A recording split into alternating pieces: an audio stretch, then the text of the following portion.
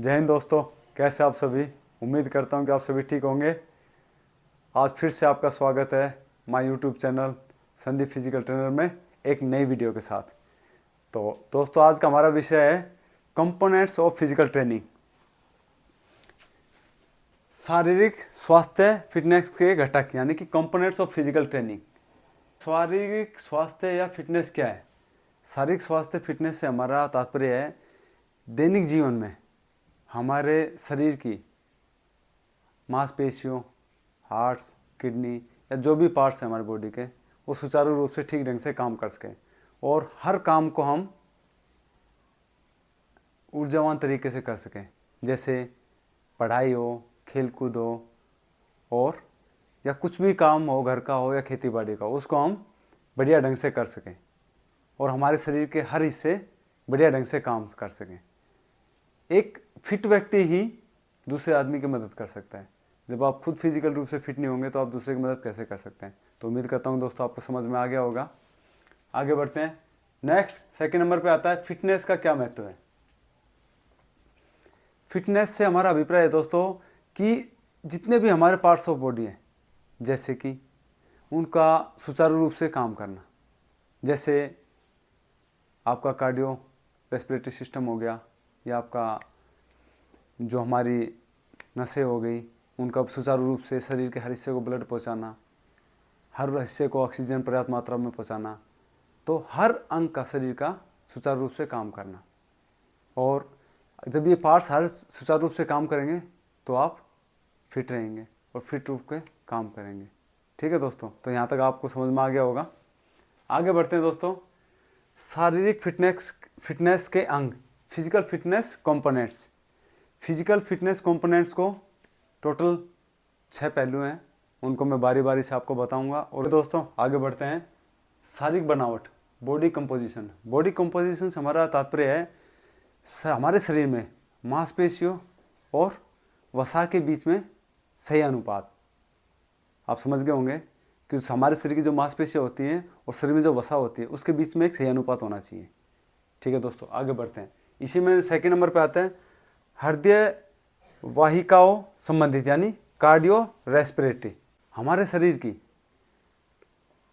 Aerobic व्यायाम यानी कि हार्ट के द्वारा या फेफड़ों के द्वारा या हमारी जो शरीर की जो नसें होती हैं उनको सुचारू रूप से हमारे शरीर के हर हिस्से तक ब्लड पहुंचाना। इसी में आता है आपका कार्डियो रेस्पिरेटरी सिस्टम। तो यहाँ तक आप दोस्तों समझ गए होंगे। आगे बढ़ते हैं। नेक्स्ट आता है लचीलापन, फ्लेक्सिबिलिटी। आगे बढ़ते हैं। इसी में नंबर 2 पे आता है हृदय वाहिकाओं संबंधित यानी कार्डियो रेस्पिरेटरी संबंधित एक एरोबिक व्यायाम, यानी कि बिना थके लगातार लंबे समय तक काम करना। हार्ट का, फेफड़े का या हमारे शरीर के हर हिस्से में जो हमारी नसें होती हैं उसको सुचारू रूप से ब्लड पहुंचाने का और ऑक्सीजन का हर मांसपेशियों के द्वारा सही प्रकार से ऑक्सीजन लेना। तो यहाँ तक दोस्तों आगे बढ़ते हैं। इसी में नेक्स्ट आता है लचीलापन यानी फ्लेक्सिबिलिटी। एक हिस्से से शरीर के एक जोड़ से दूसरे जोड़ तक उसको खींचना। खींचने का मतलब है कि आपको जैसे फुल रेंज ऑफ मोशन, एक हिस्से से जोड़ के दूसरे हिस्से को खींचना, जिसको हम की फ्लेक्सिबिलिटी या लचीलापन बोलते हैं। इसी में नेक्स्ट आता है दोस्तों मांसपेशीय सहन शक्ति यानी मस्कुलर इंडोरेंस। मस्कुलर इंडोरेंस से हमारा अभिप्राय है दोस्तों मसल्स के द्वारा थकावट के बिना लगातार अधिक समय तक व्यायाम करना। आप समझ गए होंगे कि जैसे हम पुशअप लगा रहे हैं तो बिना थकावट के लगातार मसल द्वारा लगातार पुशअप्स करते रहना, उसको हम मस्कुलर इंडोरेंस बोलते हैं दोस्तों। इसी में आगे आता है शक्ति, पावर। शक्ति से हमारा पावर से अभिप्राय है दोस्तों किसी भी चीज़ को फुल पावर के साथ करना यानी ताकत के साथ करना। आप समझ रहे होंगे, इसी को पावर कहा जाता है।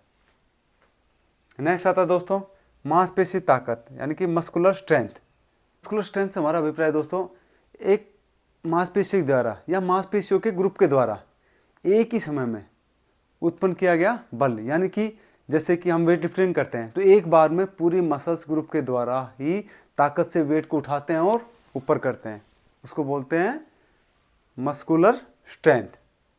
ठीक है दोस्तों, आगे बढ़ते हैं। यहाँ तक अगर आपको समझ में आ गया होगा तो सबसे पहले आते हैं कितने हेल्थ रिलेटेड, स्वास्थ्य संबंधित 6 पहलू हैं। स्किल रिलेटेड यानी कि कौशल संबंधित उसके 5 हैं। आपने अगर यहाँ तक नोट नहीं किया तो नोट कर सकते हैं और फिर आगे बढ़ते हैं दोस्तों। ठीक है दोस्तों, आगे बढ़ते हैं। पहले हमने हेल्थ रिलेटेड 6 पहलू पे बात की थी। अभी नेक्स्ट आ जाता है स्किल रिलेटेड यानी कौशल संबंधित 5 पहलू दोस्तों। उसमें सबसे पहले आता है गति यानी कि स्पीड। स्पीड से हमारा क्या तात्पर्य है? जैसे कोई भी काम तेज़ी से किया जाने वाला, जैसे कि उसमें धावक की टांग या गोला फेंकने वाले की बाजू, आप समझ गए होंगे। स्पीड से हमारा यह अभिप्राय है दोस्तों। नेक्स्ट इसी में आता है नंबर 2 पे संतुलन, बैलेंस। कि दोस्तों संतुलन से हमारा तात्पर्य है शरीर की गति को नियंत्रण करना और बैलेंस बनाना। खेलों में ये बहुत ही ज़्यादा इम्पोर्टेंट होता है इस कौशल का, अपनी जो है संतुलन बैलेंस को बना के रखना सबसे ज़रूरी है दोस्तों। तो आगे बढ़ते हैं फिर। इसी में आता नेक्स्ट चपलता यानी कि फुर्ती, या जिसको हम इंग्लिश में एजिलिटी बोलते हैं। एजिलिटी का मतलब है कोई भी फुर्ती से किया गया काम, चपलता से। जैसे कोई भी ये अपने जो रेसलर होते हैं, कुश्ती लड़ते हैं, तो एक जगह से दूसरी जगह पे मूवमेंट करना, टांग को पकड़ना, गिराना, तो उसमें बहुत ही ज़्यादा एजिलिटी की ज़रूरत होती है, यानी कि फुर्ती परमाने व्यायाम की ज़रूरत होती है। एजिलिटी से आप समझ गए होंगे दोस्तों। तो आगे बढ़ते हैं। नेक्स्ट आता है तालमेल, बैलेंस एंड कोऑर्डिनेशन। एक टीम के रूप में अगर हम काम कर रहे हैं, टीम वर्क के रूप में, या किसी जैसे वॉलीबॉल का गेम है या हैंडबॉल का है या एक टीम का सामूहिक गेम है, तो उसमें हमारा तालमेल और एक टीम के साथ, हर प्लेयर के साथ कोऑर्डिनेशन बढ़िया होना चाहिए।